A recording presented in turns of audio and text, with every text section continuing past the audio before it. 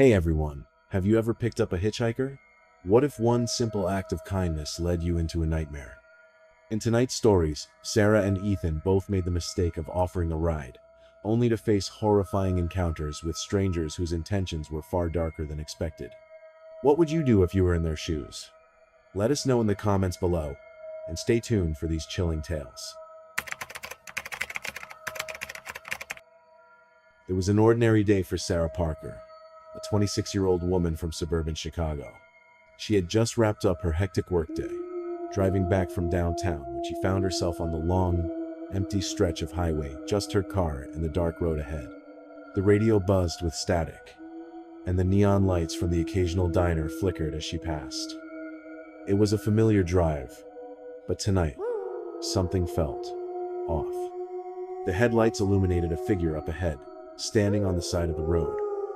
A lone man, his thumb extended, silently begging for a ride. She hesitated, a shiver creeping down her spine.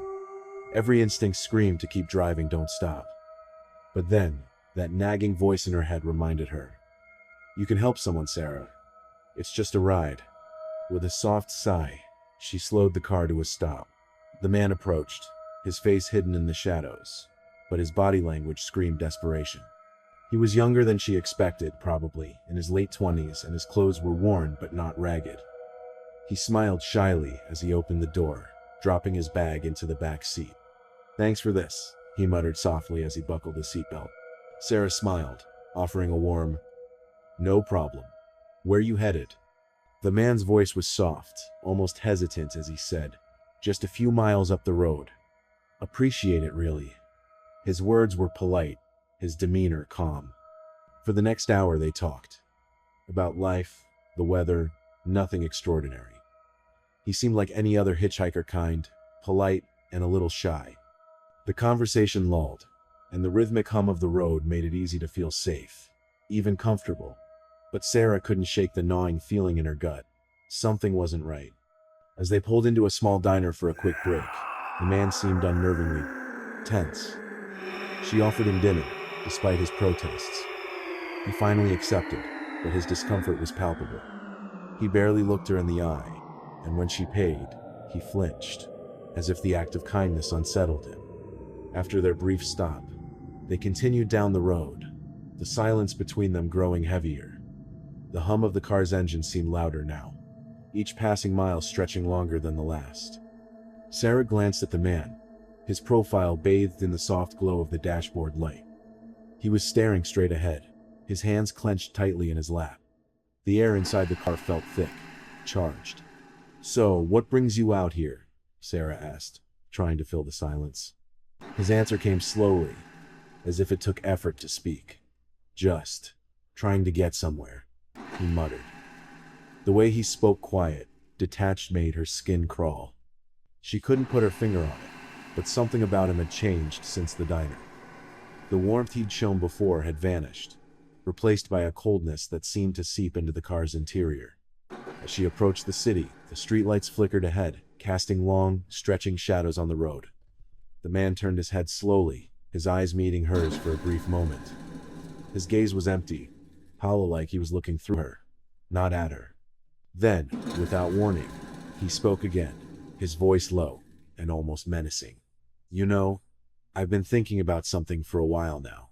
Sarah's heart skipped a beat, but she tried to stay calm. What's that? He didn't answer right away. Instead, he stared at her for what felt like an eternity, and then he said, what if I didn't stop at the diner? What if I just kept going? The car rolled silently into the city, the streets now more familiar to Sarah. But the relief of nearing civilization did little to ease the discomfort gnawing at her. The man's eyes never left her, his presence now a looming weight in the car. She wanted to shake it off, wanted to believe it was just nerves, but something in her gut told her to be wary. They passed the city's outskirts, and Sarah slowed as they approached the downtown area. The man shifted in his seat, his body stiff, as if preparing for something. She glanced at him, trying to catch his eye, but he had already turned his gaze out the window, his face shadowed. When they neared a busy intersection, Sarah decided to drop him off. This is where you said you needed to go, she said, her voice shaky despite her attempt to remain calm.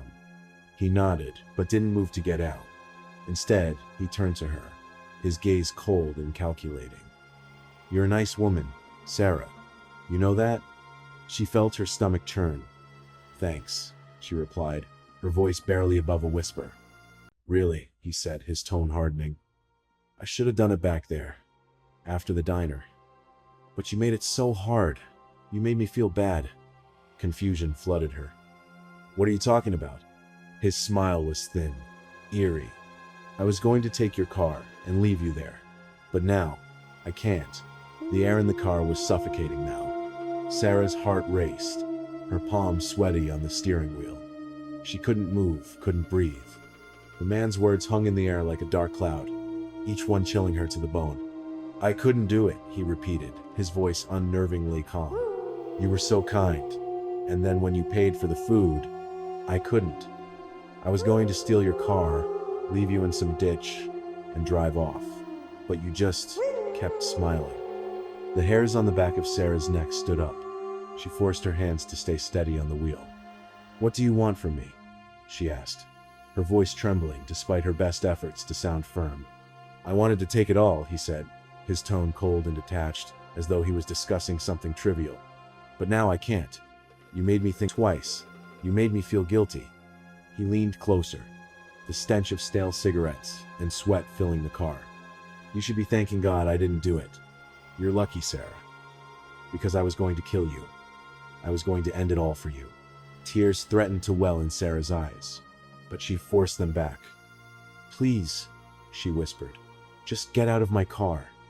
Without saying another word, he slowly unbuckled his seatbelt and opened the door. As he stepped out, he turned to her one last time. "Don't ever pick up another hitchhiker," he said, and slammed the door behind him. Sarah's hands trembled violently as she gripped the steering wheel. She watched the man disappear into the shadows of the city, her heart still pounding in her chest. Her breath came in short, sharp gasps, every nerve on high alert. She needed to get out of here, needed to get away from him. Her mind raced, replaying his words over and over again. "I was going to kill you."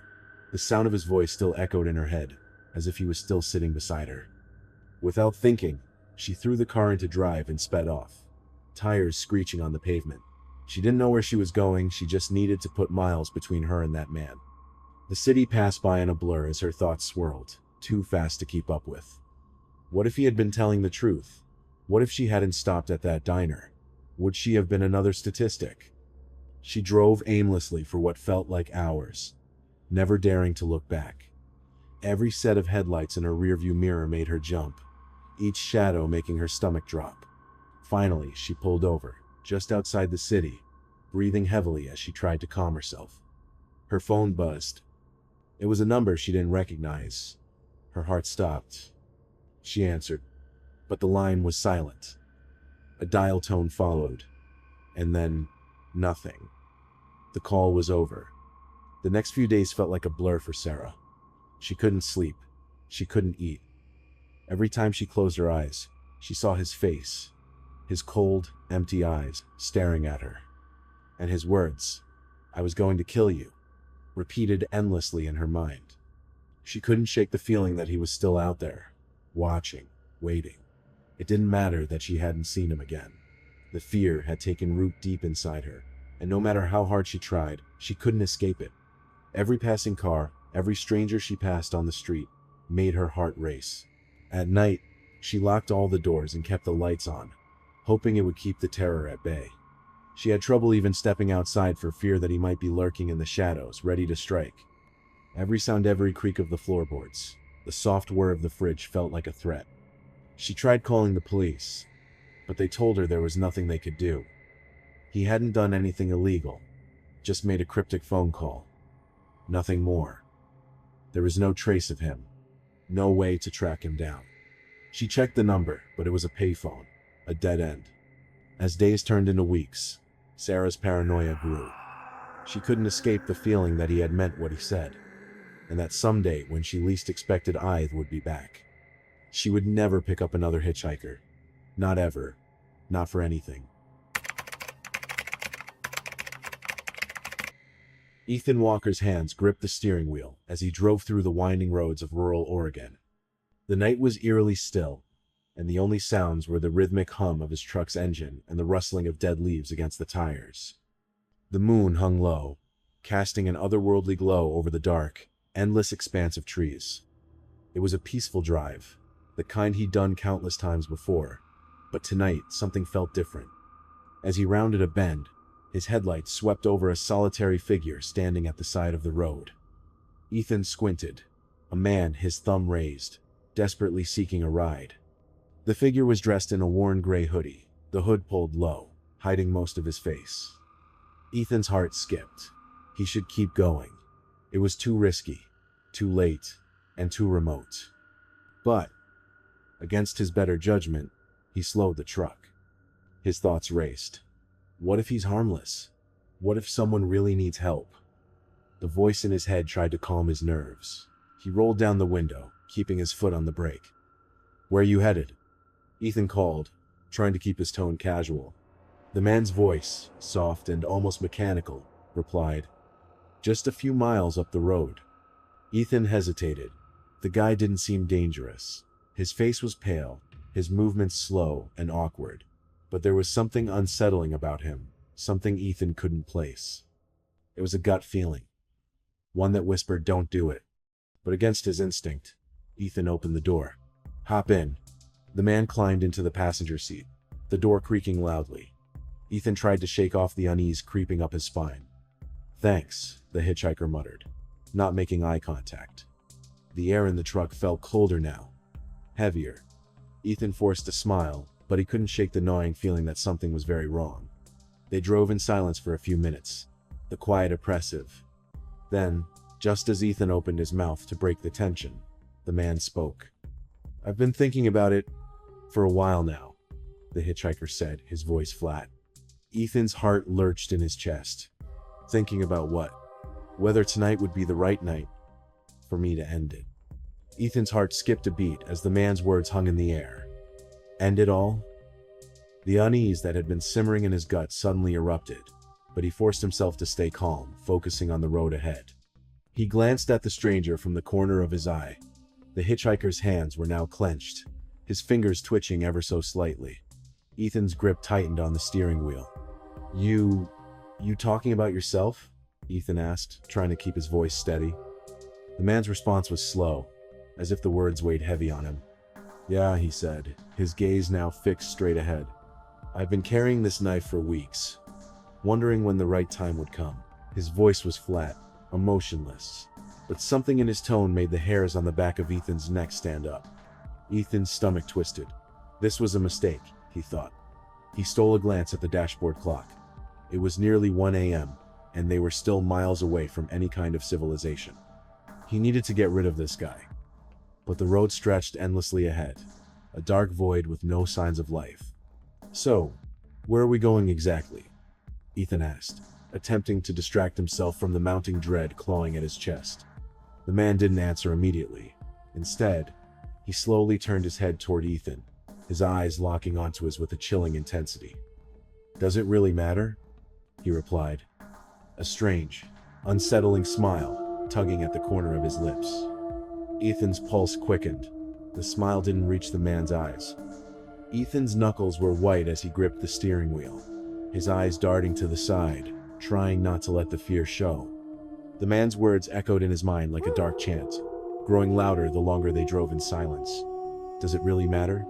That smile, the cold, lifeless expression haunted him. Ethan forced himself to keep his focus on the road. The miles felt longer now, as if time itself had slowed. Every minute that passed felt like an eternity. The headlights from their truck sliced through the night, but the darkness seemed to press in closer, thick and suffocating. The hitchhiker shifted in his seat, his fingers twitching again. Ethan's heart rate picked up. He could feel the tension in the air, thick with something unspeakable. Every fiber of his being screamed to get out to do anything, but he couldn't let the man know how terrified he was. He had to think, had to stay calm. "So, what's your name?" Ethan asked, his voice coming out more nervous than he intended. The man's lips barely moved as he spoke. "Jake." "Jake, huh?" Ethan's mind raced, grasping for anything that could break the tension. What's your story, Jake?" Jake's eyes remained locked on him, and for a moment, the air was still. Then, with the most chilling casualness, Jake said, "I've been wondering what it feels like to take someone's life." Ethan's blood ran cold. Ethan's grip on the wheel tightened to the point of pain. His pulse was thundering in his ears, his breath shallow and quick. He didn't dare look at Jake directly, but he could feel the man's gaze boring into him, cold and unwavering. The words Jake had just spoken settled heavily in the truck's cabin, like a suffocating fog. "What do you mean by that?" Ethan asked, his voice barely above a whisper, afraid that even the slightest change in tone could provoke him. Jake leaned back in the seat, stretching his legs out as if they were having a casual conversation. "You're not scared, are you?" he asked, his voice flat, with a hint of amusement. "I thought I might be able to do it tonight. Just end it all." Ethan's mind raced. Every instinct screamed at him to do something and to get out of the situation.